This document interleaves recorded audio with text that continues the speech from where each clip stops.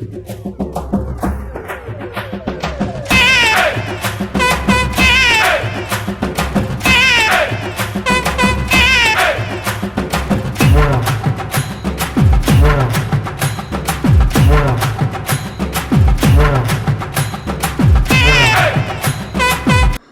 Guys, எல்லாருக்கும் good morning. எனக்கு டே இப்படி தான் வந்து ஸ்டார்ட் ஆச்சு.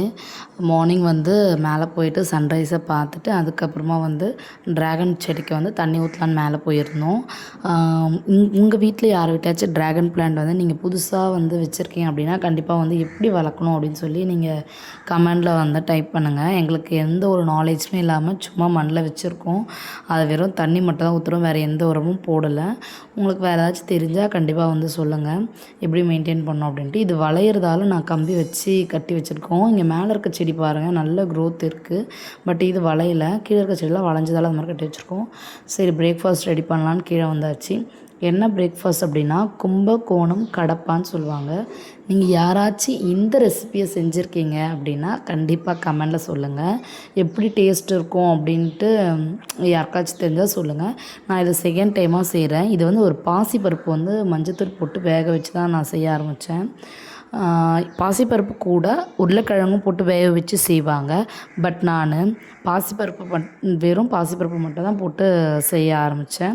ஏன்னா வந்து நான் இதில் வந்து உருளைக்கிழங்கு ஆட் பண்ணேன். ஏன்னா எங்கள் வீட்டில் யாருமே வந்து பெரியவங்க யாரும் உருளைக்கிழங்கு சாப்பிட மாட்டாங்க. சரி, மார்னிங்கே உருளைக்கிழங்கு எடுத்து வச்சா கால் வலிக்கும் அப்படி இப்படின்னு சொல்ல போகிறாங்கன்ட்டு உருளைக்கிழங்கு ஆட் பண்ணல. வெறும் பாசிப்பருப்பு மட்டும் போட்டு குக்கர் போட்டு க்ளோஸ் பண்ணிட்டேன். இன்னொரு பக்கம் வந்து பேனில் வந்து கடாயில் வந்து எண்ணெய் ஊற்றிட்டேன். பேன் சொல்லிட்டேன், கடாயில் தான் வந்து எண்ணெய் ஊற்றிருக்கேன். இந்த எண்ணெயில் வந்து நம்ம வந்து சோம்பு, பட்டை மசாலா, பட்டை வகை எல்லாமே போடலாம். கிராம்பு, ஏலக்காய் இது எல்லாமே போடலாம். இந்த ரெசிபி நீங்கள் வேறு யாராச்சும் செஞ்சிங்கன்னா கண்டிப்பாக கமெண்ட் பண்ணுங்கள். இது வந்து கும்பகோணம் ஸ்பெஷல்னு சொல்லுவாங்க. இது வந்து தோசை, சப்பாத்தி, இட்லி எல்லாத்துக்குமே, பரோட்டாக்கெலாம் செம்ம டேஸ்ட்டாக இருக்கும், அல்டிமேட்டாக இருக்கும். நீங்கள் வேறு யாராச்சும் ட்ரை பண்ணியிருந்தீங்க இல்லை நீங்கள் நல்லா செய்வீங்க அப்படின்னாலும் கமெண்ட் பண்ணுங்கள். நான் இது ஒரு செகண்ட் டைம் தேர்ட் டைம் தான் செய்கிறேன். எங்கள் வீட்டில் எல்லாருமே விரும்பி சாப்பிடுவாங்க இது செஞ்சால். நான் வந்து இன்றைக்கி உருளைக்கிழங்கு போடாமல் சோயாபீன்ஸும் அதுக்கப்புறமா வந்து பச்சை பட்டாணி தான் போட்டு செஞ்சேன். மீன் மேக்கரும் பச்சை பட்டாணி தான் போட்டு செஞ்சேன். எண்ணெய் கொஞ்சம் காஞ்ச பிறகு பட்டை வகை ஏலக்காயெலாம் போட்டாச்சு. பிரியாணி இலை மட்டும் இல்லை, சரி இருக்கிறத வச்சு செஞ்சுக்கலாம் அப்படின்னு சொல்லிட்டு இதை மட்டும் போட்டாச்சு. நம்ம இது கூட முக்கியமாக ஆட் பண்ண வேண்டியது சோம்பு தான் இந்த ரெசிபியோட இதுவே அரோமா மட்டும் கிடையாது, ஃப்ளேவரே சோம்பு தான். நம்ம இதுக்குன்னு தனியாக கொஞ்சம் மசாலா வேறு அரைக்கணும். மோஸ்ட்லி நான் வந்து வெளி மசாலா எதுவுமே யூஸ் பண்ணவே மாட்டேன். வீட்டில் இருக்க மசாலா வச்சே வந்து எப்படி செய்யணும் அப்படின்ற அளவுக்கு அப்படி தான் பண்ணுவேன். ஏன்னா பாப்பாவுக்கு வந்து வெளி மசாலா செஞ்சால் அஜினோமோட்டோ இருக்குன்னு கொஞ்சம் யோசிச்சு தான் செய்வேன். நல்லா பொரிச்ச பிறகு நம்ம ஆனியன் ஆட் பண்ணிக்கலாம். எண்ணெய் நல்லா காஞ்சதால கடகடன்னு பொரிய ஆரம்பிச்சிச்சு. சரி, ஆனியனும் கருவேப்பிலையும் ஆட் பண்ணியாச்சு. நல்லா ஆனியனை கருவேப்பிலை வதங்கின பிறகு நம்ம வந்து தக்காளி ஆட் பண்ணிக்கலாம். இந்த ரெசிப்பியில் இஞ்சி பூண்டு தயவு செஞ்சு இந்த டைமில் ஆட் பண்ணாதீங்க. ஒவ்வொருத்தையும் இந்த மிஸ்டேக் பண்ணுவீங்க, குருமா மாதிரி இருக்குது அப்படின்னு சொல்லிட்டு இஞ்சி பூண்டு கண்டிப்பாக இதில் இஞ்சி பூண்டு ஆட் பண்ணவே கூடாது. நான் வந்து தனியாக ஒரு மசாலா வந்து நாங்கள் அரைப்பேன், அதில் வந்து இஞ்சி பூண்டு ஆட் பண்ணுங்கள். அப்போ தான் வந்து டேஸ்ட் அல்டிமேட்டாக இருக்கும். இது வதங்குற டைமில் நம்ம போயிட்டு அந்த மசாலாவில் என்னெல்லாம் ஆட் பண்ணுறோம் அதெல்லாம் நான் உங்களுக்கு சொல்கிறேன், பாருங்கள். கண்டிப்பாக நல்லா வந்து வதங்கணும். கல்லுப்பு வேணால் கொஞ்சம் இந்த ஸ்டேஜில் போட்டு வதக்குங்க. நல்லா பொன்னிறமாக வதங்கணும் வெங்காயம், அப்போ தான் வந்து டேஸ்ட்டாக இருக்கும் ரெசிபி. பாருங்கள், இந்த மாதிரி நல்லா வதங்கி இருக்கணும். வெங்காயம் வதங்கின பிறகு தக்காளி போடுங்க. தயவு செஞ்சு இஞ்சி பூண்டு ஆட் பண்ணாதீங்க. இந்த ரெசிபி பார்க்கறதுக்கு குருமா மாதிரி தான் இருக்கும், பட் வந்து குருமா கிடையாது. இஞ்சி பூண்டு இந்த ஸ்டேஜில் ஆட் பண்ணிங்க அப்படின்னா வந்து வெங்காய தக்காளிலாம் வந்து மர்ஜ் ஆக ஆரம்பிச்சிடும். அந்த மாதிரி எதுவும் பண்ணாதீங்க. வெங்காய தக்காளி மட்டும் வதக்குங்க. இது வதக்கின பிறகு நான் என்னென்ன இன்க்ரீடியன்ஸ்லாம் சேர்த்து வந்து அரைக்கிறேன் அப்படின்னு சொல்லிட்டு போட்டிருக்கேன், அதை வந்து ஃபாலோ பண்ணுங்கள். தக்காளி வதங்குறப்போ கல்லுப்பு போட்டாலும் ஓகே தான். நான் இதில் மஞ்சத்தூள் ஆட் பண்ணல, ஏன்னா வந்து பாசிப்பருப்புலேயே நான் நிறைய மஞ்சத்தூள் ஆட் பண்ணியிருக்கேன். அதனால் நான் இதில் மஞ்சத்தூள் ஆட் பண்ணல. ஏன்னா வந்து ரொம்ப மஞ்சத்தூள் ஃப்ளேவர் வந்துருச்சுன்னா அதுக்கப்புறம் பசங்களுக்கெல்லாம் பிடிக்காது சாப்பிட்றதுக்கு. ஏன்னா வந்து இதில் மிளகாய் பொடியெலாம் ஆட் பண்ணவே மாட்டோம். இதில் வந்து 2 பச்சை மிளகா வந்து கட் பண்ணி போட்டுக்குங்க. நான் அதை மிஸ் பண்ணிவிட்டு அதுக்கப்புறமா தான் அதை ஆட் பண்ணேன். வதக்கும் போதே வந்து ஒரு 2 பச்சை மிளகா நல்லா கட் பண்ணி போடுங்க, முழுசாக போடாதீங்க. முழுசாக போட்டிங்கன்னா வதக்கும் போதே வெடிக்கும், எண்ணெயில் பட்டு மேலே வந்து படும். அதனால் கட் பண்ணி போடுங்க. இதெல்லாம் வந்து சமையல் டிப்ஸ் தான். முழுசாக நீங்கள் பச்சை மிளகா போட்டிங்கன்னா டப்புன்னு வெடிக்கும். ஒரு பச்சை மிளகா மேலே வரும். இதை லேசாக கொஞ்சம் கட் பண்ணால் கூட நம்மளுக்கு வந்து வெடிக்காது. பாருங்கள், நான் கட் பண்ணி தான் ஆட் பண்ணியிருக்கேன்.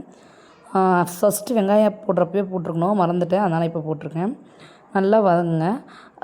இது மோஸ்ட்லி வந்து கும்பகோணத்தோட ஸ்பெஷல்னு சொல்லுவாங்க.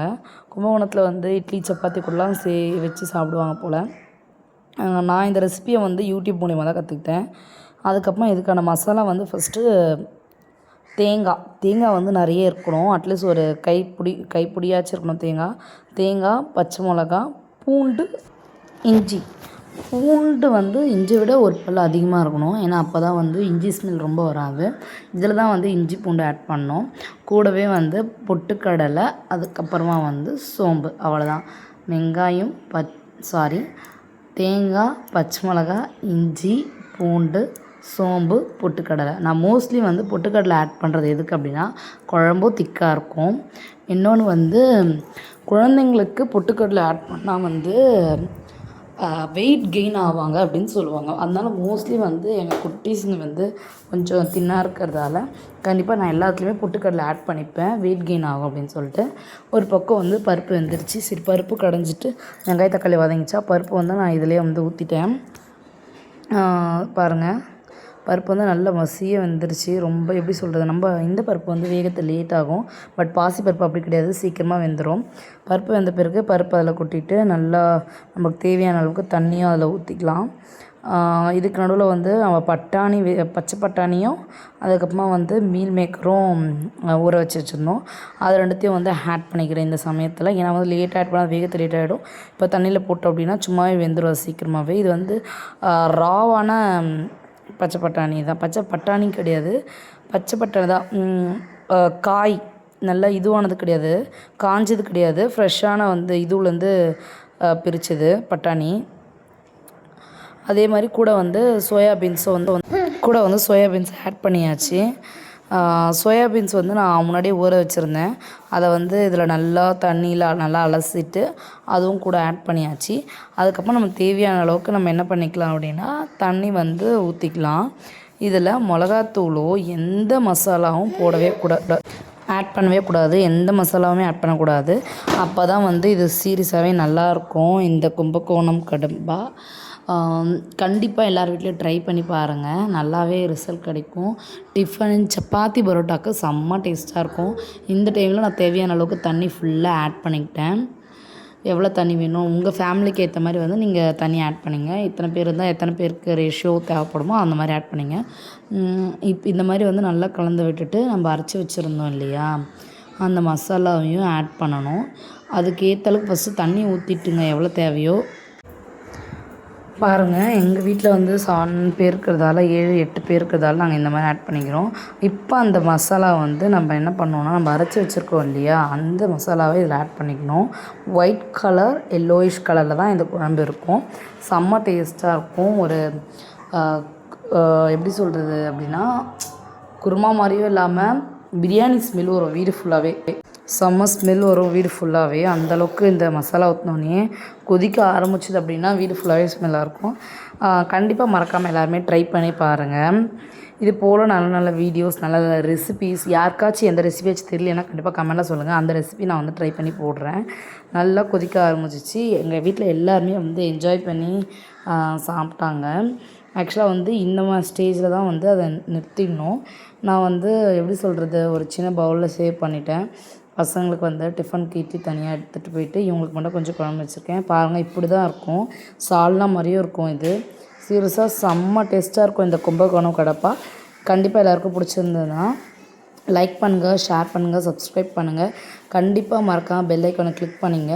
இது போல் நல்ல நல்ல ரெசிபீஸோடு நம்ம சேனல் வந்து நிறைய ரெசிபீஸ் போட்டு இன்க்ரீஸ் பண்ணுறோம். Bye bye.